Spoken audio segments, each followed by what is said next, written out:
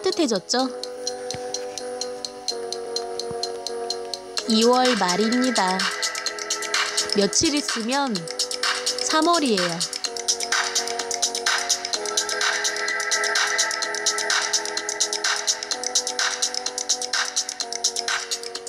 미리 대한독립 만세입니다.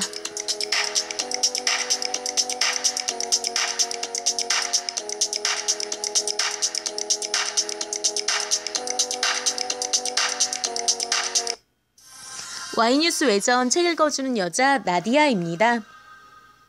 연암서가에서 펴낸 피터 싱어의 동물의 방을 보고 있죠?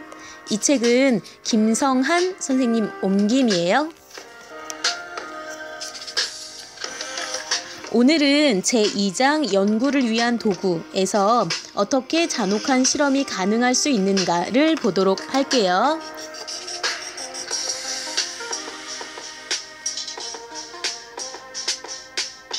어떻게 잔혹한 실험이 가능할 수 있는가? 도대체 위에서 언급한 실험들이 어떻게 자행될 수 있을까? 어떻게 가학성을 갖지 않는 사람들이 원숭이를 평생 동안의 우울증으로 몰아넣고 개에게 열을 가하여 목숨을 빼앗고 고양이를 약물 중독에 빠뜨리며 일과를 보낼 수 있는 것일까? 그리고는 어떻게 흰 가운을 벗고 손을 씻고 자신의 가족들과 식사를 하러 집에 돌아갈 수 있을까? 납세자들은 이러한 실험에 돈이 사용되고 있음을 용인해도 되는 것일까? 어떻게 학생들은 자신이 속해 있는 대학 캠퍼스에서 자행되어 왔던, 현재도 자행되고 있는 잔혹행위는 무시하면서 모든 종류의 부정의 차별, 모든 종류의 억압, 아무리 자국에서 멀리 떨어진 곳의 일이라 해도 이런 일에 반대할 수 있는 것일까? 질문들에 대한 답은 우리가 종차별주의를 아무런 의심 없이 받아들이고 있다는 데 있다. 우리는 인간에게 가해졌다면 분노를 느꼈을 잔혹행위가 다른 종 구성원들에게 가해질 경우에는 입을 다문다. 연구자들은 종차별주의적 태도를 고수함으로써 고통을 느낄 수 있는 생명체로 실험 동물을 생각하기보다는 장비나 실험실 기구, 품목쯤으로 간주하게 된다. 실제로 정부 자금 지원 기관의 보조금 신청서에는 시험관 및 기록 장비들과 더불어 동물들이 공급품의 목록에 포함되어 있다. 실험자들과 시민들이 공유하는 일반적인 종차별주의적 태도 외에 몇 가지 특별한 요인들이 내가 언급했던 실험들이 계속 이루어지는 데 도움을 주고 있다. 그중 가장 중요한 요인은 사람들이 여전히 가지고 있는 과학자에 대한 남다른 존경심이다. 물론 핵무기와 환경오염 등의 문제가 언뜻 보기와는 달리 과학과 기술이 유익하지만은 않다는 사실을 깨닫게 한 것은 분명 사실이다. 하지만 많은 사람들은 여전히 하얀 가운을 걸친 박사학위 소지자를 경외의 눈으로 바라보는 경향이 있다. 하버드 대학의 심리학자 스탠리 밀그램의 잘 알려진 일련의 실험은 일상인들이 흰색 가운을 입은 연구자의 지시에 잘 따른다는 사실을 보여주고 있다. 실험은 일상인들이 실험자의 지시에 따라 피험자가 정확히 답을 하지 못했을 경우 전기 충격으로 보이는, 실제로는 아니지만 처벌을 가하려 하며 피험자가 고함을 지르며 매우 아픈 신용을 할 때에도 계속 이러한 처벌을 가하려 했음을 보여주고 있다. 인간에게 고통을 가하고 있다고 믿는 경우에도 이러한 일이 일어날 수 있는데, 하물며 교수가 동물 실험을 지시할 경우 학생들이 처음에 느꼈던 양심의 가책을 옆으로 밀어놓기가 얼마나 쉬운 것인가? 앨리스 하임이 학생에 대한 주입이라고 적절하게 부르는 과정은 생물학 시간의 개구리 해부에서 시작되는 점진적으로 진행되는 절차다. 미래의 의사, 심리학자 또는 수의사는 대학에 입학하고 난 후 자신들이 선택한 전문 과정을 이수하려면 살아있는 동물들로 실험을 하지 않으면 안 된다는 사실을 깨닫게 된다. 무엇보다도 그들은 자신들에게 요구되는 바가 표준적인 실습임을 잘 알고 있기 때문이다. 이러한 실험을 거부하는 학생들은 과정을 이수하지 못하게 될 것이며 결국 자신들이 공부하기로 마음먹은 분야를 그만둘 수밖에 없게 된다. 학생들이 졸업을 해도 실험 압력은 누그러지지 않는다. 동물 실험이 일상화되어 있는 대학원 과정에 들어가면 그들은 스스로 실험을 고안해내야 하며 이를 박사학위를 받기 위해 사용한다. 당연한 일이지만 만약 이러한 방법으로 학생들이 교육을 받는다면 그들은 자신들이 교수가 되어서도 자연스럽게 동일한 방법을 사용할 것이며 제자들 또한 동일한 방법으로 훈련시키게 될 것이다. 다음은 로저 울리치의 증언이다. 그는 한때 실험자였으며 이제 위에서처럼 조건화되는 데에서 벗어나 쥐에서 원숭이에 이르는 여러 동물들에게 수년 동안 고통을 가했음을 인정하고 있다. 그의 증언은 시사하는 바가 매우 크다. 1977년 미국 심리학회에서 발간하는 모니터라는 잡지에는 울리치가 행한 공격성 실험을 의회 소위원회가 비인도적인 연구 사례로 선택했다는 글이 실려있다. 울리치는 비판에 고무되었다고 회답하면서 다음과 같이 덧붙이고 있는데, 이는 그를 비판했던 동물 실험 반대론자와 모니터지 편집인을 놀라게 했다. 처음에는 인간의 공격성 문제를 이해하고 해결하고자 하는 마음에 연구에 불을 붙였습니다. 하지만 이후 내 실험 결과를 보면서 이것이 연구의 지속을 정당화하지 못한다는 사실을 깨닫게 되었지요. 대신 나는 재정적 지원, 직업적 위신, 여행 기회 등이 연구를 계속하도록 만드는 요인이 아닌지 고민하기 시작했으며, 사실상 관료 체계와 입법 체계의 지원을 등에 업은 과학자 공동체에 속해 있는 우리야말로 문제의 일부가 아닌가 생각해 보게 되었습니다. 우리가 이미 살펴본 바와 같이 울리치와 유사하게 돈 반지 또한 미국 공군을 위해 훈련된 원숭이에게 방사선을 쏘였던 자신의 업무에 양심의 가책을 느끼게 됐다. 그는 울리치가 서술한 과정을 조건화된 윤리적 맹목성이라고 불렀다. 바꿔 말하자면 쥐가 먹이라는 보상을 받기 위해 레버를 누르도록 조건화될 수 있듯이 사람들 또한 직업적인 보상을 받음으로써 동물 실험을 통해 제기되는 윤리적 문제들을 무시하도록 조건화될 수 있다는 것이다. 반지가 말하듯이 나는 조건화된 윤리적 맹목성이라고 부르고 싶은 한 전형적인 사례를 소개했다. 나의 전생에는 동물 실험으로 보수를 받고 동물들을 인간의 개선이나 오락거리로 다루는 것으로 점철된 삶이었다. 실험실에서 보낸 16년 동안 동물을 실험용으로 사용하는 것에 관한 도덕성과 윤리 문제는 재직 말년에 생체 해부학자로서의 내가 문제를 제기하기 전까지는 어떤 회합 장소에서도 거론된 적이 없었다. 조건화된 윤리적 맹목성으로 고통받는 것은 비단 실험자 자신들만은 아니다. 연구기관들은 비판을 가하는 사람들에게 자신들 또한 동물들을 돌보기 위해 수의사를 고용한다고 대응하기도 한다. 이러한 주장은 우리를 안심시키기도 하는데, 이처럼 우리가 안심하게 되는 이유는 모든 수의사들이 동물들에게 관심을 기울여주고 불필요한 고통을 주지 않으리라는 널리 확산된 믿음 때문이다. 유감스럽게도 이는 사실과 다르다. 물론 많은 수의사들이 동물을 사랑하기 때문에 그 분야의 길을 걷게 된 것임에는 의심의 여지가 없다. 하지만 진심으로 동물을 사랑하는 사람일지라도 동물에 대한 고통에 대한 감수성이 무뎌지지 않고 수의학 연구 과정을 통과하기는 어렵다. 진정으로 동물을 사랑하는 사람들은 어쩌면 전 과정을 이수하지 못할지도 모른다. 과거의 수의학도였던 한 사람은 동물복리단체에 다음과 같은 편지를 보냈다.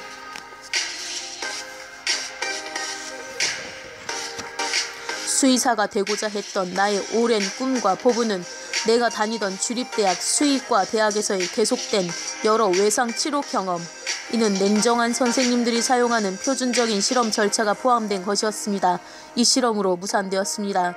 그들은 동물들을 실험에 사용하는 것이 전혀 문제될 것이 없으며 자신들이 사용한 모든 동물들의 생명을 박탈하는 것에 아무런 하자가 없다고 생각했습니다. 그런데 내 입장에서는 그것이 내 스스로의 도덕 규율에 따르면 역겨울 정도로 받아들일 수 없는 것이었습니다. 그러한 냉정한 생체 해부학자들을 접하고 난 후 나는 가슴 아파하며 다른 길을 걷기로 마음먹었습니다.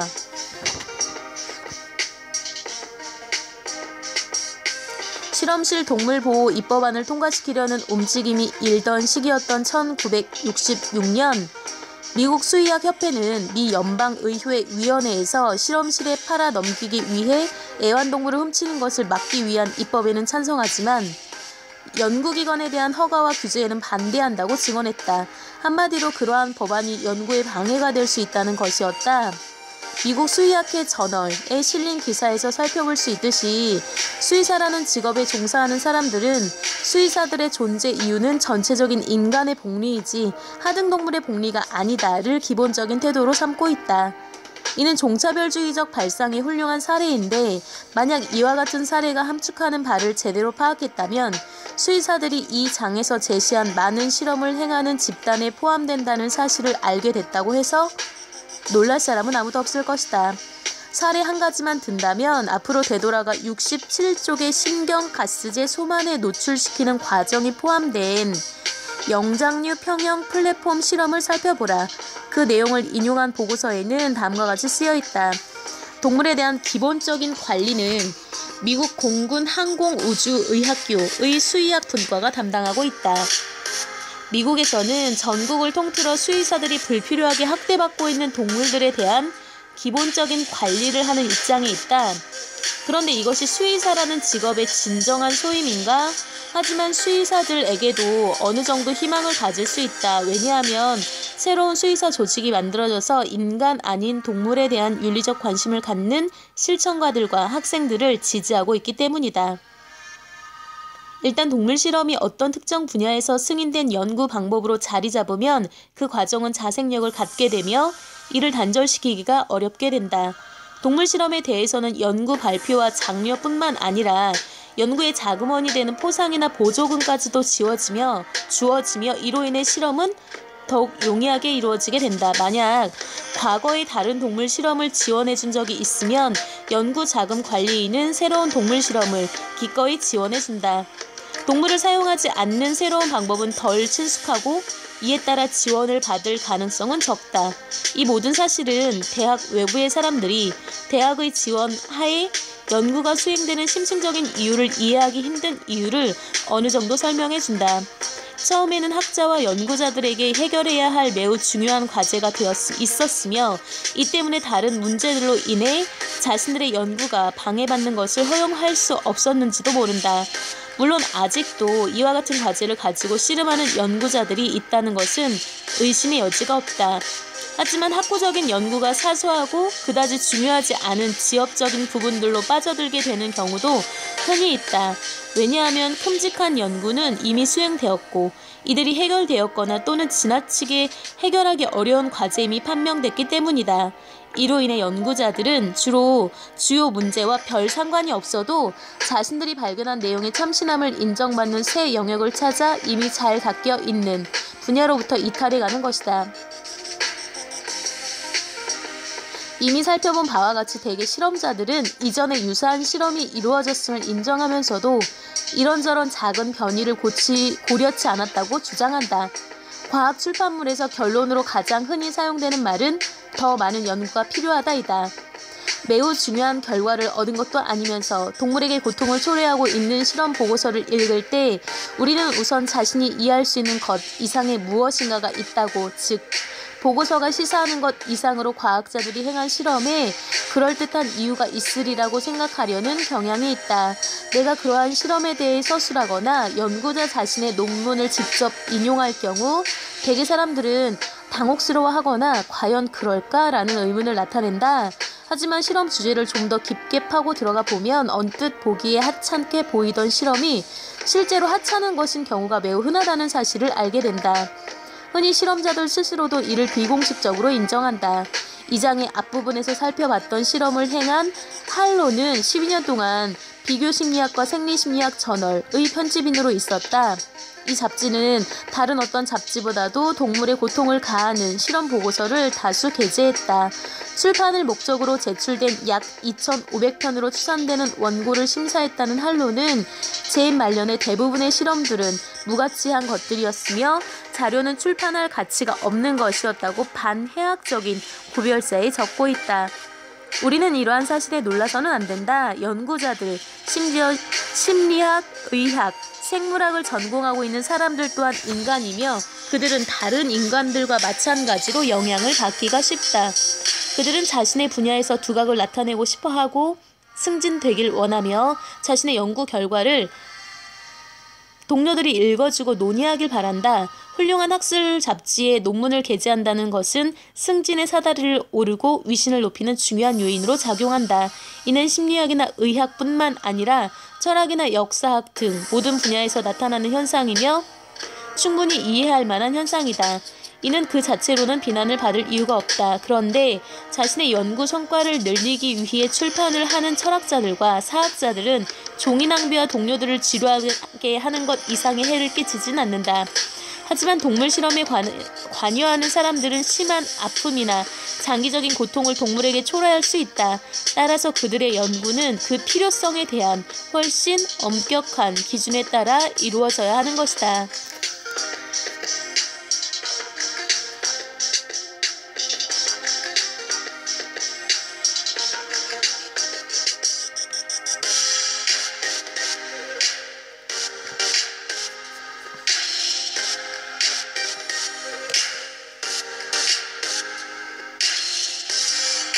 직업 윤리 중요하겠죠.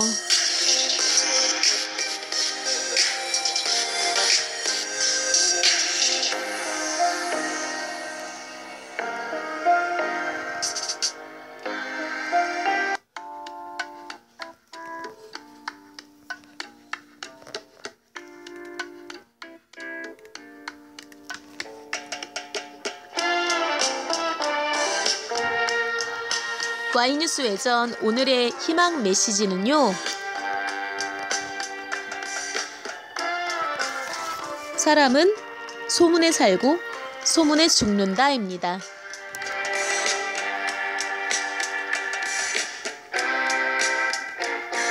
소문은 어떤 이에 대한 평가죠. 다만 그것이 그 사람 앞에서 이루어지지 않는다는 특성을 지니고 있죠.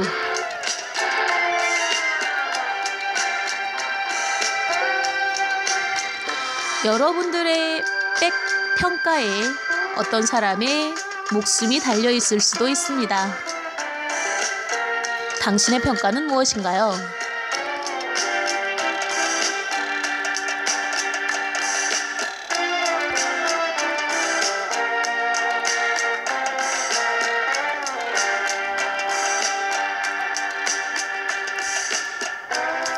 Y뉴스 외전 책 읽어주는 여자 82번째 시간은 여기까지입니다. 83번째 시간에 먼저 가서 기다리고 있을게요.